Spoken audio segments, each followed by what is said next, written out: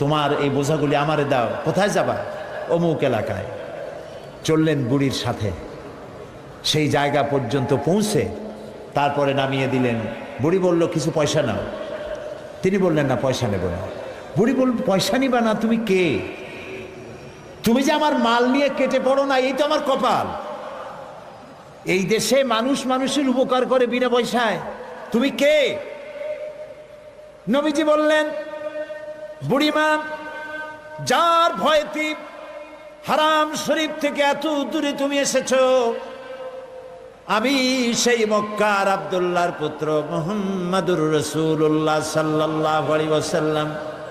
বুড়ি বলে, আরে তোমার বিরুদ্ধে কাফের বেঈমানেরা নেতারা এমন বাজে কথা বলেছে, কত বাজে কথা তোমার সম্পর্কে বলেছে। তুমি যে এত মহান, এত মহৎ, এত উদার, তা তো বুঝতে পারি নাই।